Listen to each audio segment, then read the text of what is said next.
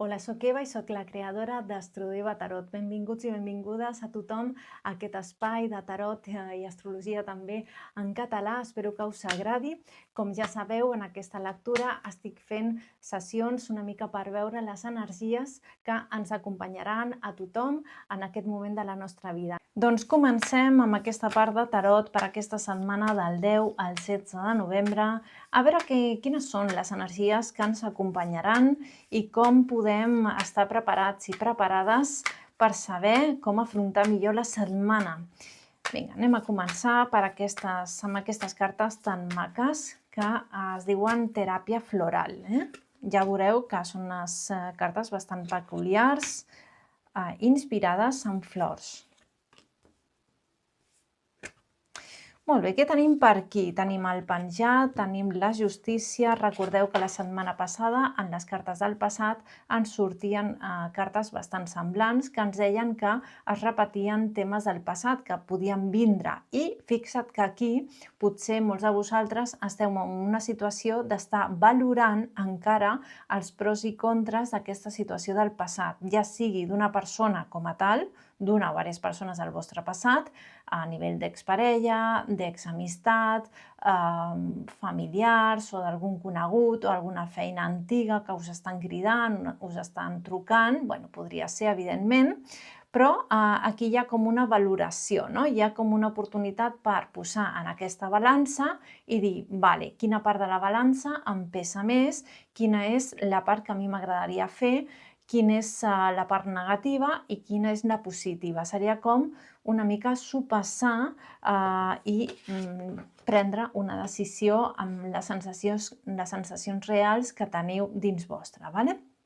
Us recordo, faig aquí un petit parèntesis, us recordo que el meu català no és perfecte, m'estic esforçant, estic estudiant pel meu compte sempre que puc, sobretot en paraules noves i paraules que no conec encara, però que si m'equivoco amb alguna paraula us demano paciència i que en tot cas em podeu escriure en comentaris alguna paraula en la que m'hagi equivocat perquè jo me les apunto totes, vale? És la meva manera d'estudiar. O sigui que us agrairia qualsevol tipus de correcció, jo no m'ofenc, sempre que sigui amb respecte, com sempre, però confio en que sí i que tanco aquest parèntesis per aquest petit comentari, aquesta petita observació. Doncs continuem amb aquest penjat i amb aquesta carta de la justícia que bàsicament estan dient que és una setmana per posar una mica de pau, una mica de tranquil·litat i per posar o per cridar a la justícia divina de l'univers, del cel, de Déu, que seria com dir jo vull que les coses surtin a la llum, jo vull que la veritat surti a la llum, que la gent sàpiga realment qui ha fet bé les coses, qui no les ha fet bé. A veure, la veritat és que jutjar altres persones no depèn de nosaltres i és algo que dintre del sistema de l'univers, per així dir-ho, és una cosa com una mica negativa. Vale? Ja sé que això fastidia una mica, però la veritat és que durant tots aquests anys que porto estudiant en el món de l'esoterisme, la metafísica, la càbala, us dic de veritat, de tot cor, que hi ha una força divina, és el meu pensament, és la meva creença. Pots creure-la o pots no creure-la, no estic imposant res, però hi ha una força divina que fa que les persones,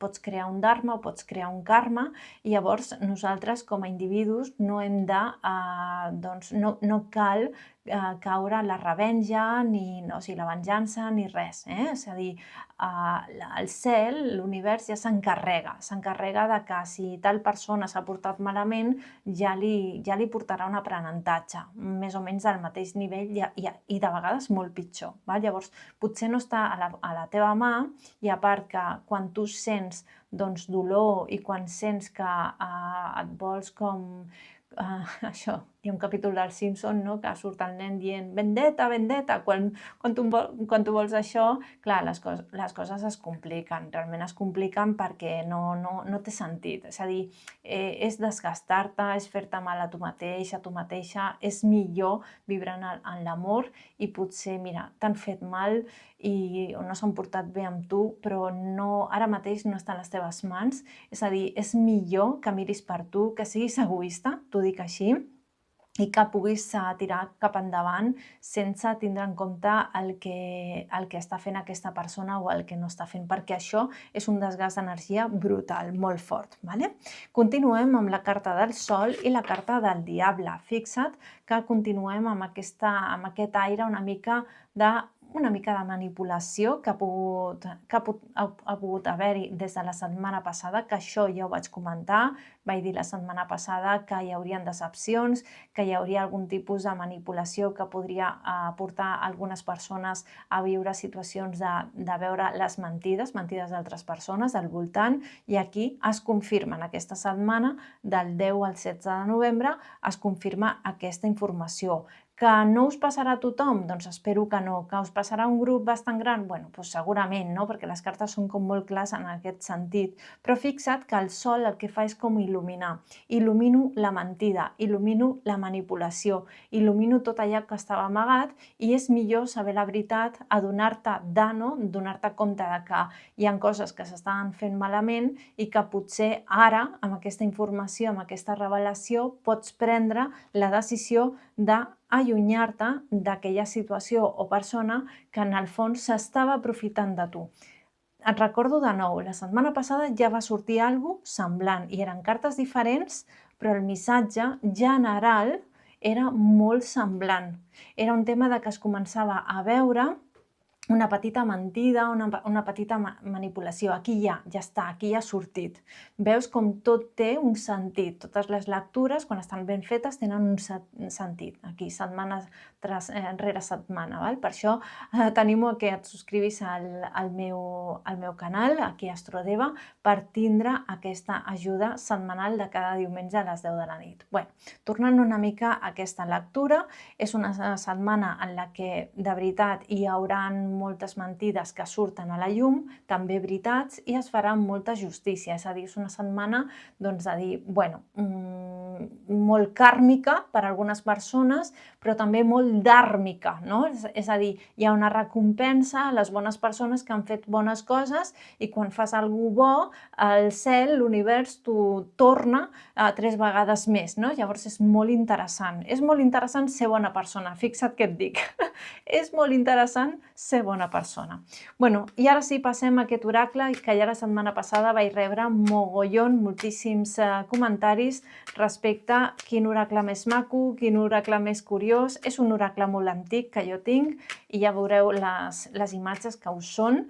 A mi m'agrada molt perquè sí que té un sistema predictiu, que jo personalment no l'utilitzo com a predicció, però podria fer-ho sense cap problema, perquè porto molts anys treballant amb ell i ja me'l sé de memòria, però ens dona una informació increïble. Vinga, anem per la primera carta, que tenim aquí la carta de la casa, i amb la segona carta, recordeu que aquest oracle es llegeix sempre de 2 en 2, que en aquest cas és l'ancle. Què ens vol dir això? A veure, aquestes dues cartes són cartes bastant positives perquè ens estan dient que hi ha una situació que té a veure amb la llar, amb la casa, que es podria sentir una estabilitat. És un canvi positiu per moltes persones que potser estàveu buscant la possibilitat de mudar-vos, de trobar casa. També seria trobar feina. No és la carta de la feina, ho he de dir, vale? No és la carta de la feina, però com a la feina és on passem moltíssimes hores, aquest oracle i a diferents tarots es pot considerar també el lloc on tu físicament hi passes moltes hores al dia, no? De vegades més que casa. Doncs podria ser casa o feina, però aquí hi ha una alta probabilitat de que molts de vosaltres trobeu un canvi a nivell de casa, a nivell de llar, a nivell de treball, val? Però algo que sigui com estable, val? Perquè l'ancle, quan tu fiques l'ancle en un vaixell, el que estàs fent és anclar el vaixell perquè no es mogui, no? És com una seguretat, és una estabilitat. Després, no sé com es diu, és que jo el vocabulari de vaixells, mira, el vocabulari nàutic ja en català em costa, imagina't, no? Imagina't el vocabulari nàutic, no ho sé dir, però quan arreplegues l'ancle, doncs quan la reculls ja pots viatjar, ja et pots moure de nou, no? Llavors l'ancle el que fa és que t'estabilitzis en una situació Ojo, ojo. Ojo, ja ho dic així de... Ja sé que es diu mal, que està mal dit, vale? Però ojo, en el sentit de broma. Que aquest ancle no vol dir que et pengis a les situacions. No, no vol dir això. No vol dir això. Vol dir que t'estabilitzes en una situació que és tangible, que és de caràcter terrenal i que podria ser per molts de vosaltres doncs això, doncs començar una mudança, una nova etapa en la casa, una remodelació dins de la casa, una nova estructura dins de o les normes de la casa, o un canvi de població, de ciutat, de país, el que sigui. O sigui que això sona bastant interessant. I ara sí, anem amb l'afirmació positiva. Abans sí, us recordo que si necessiteu una lectura de tarot, oracles i numerologia, perquè jo també faig numerologia des de fa molt temps, podeu demanar-la al meu WhatsApp, que el teniu aquí, i us enviaré l'enllaç on surten doncs, els quatre tipus de sessions que hi faig. Vale?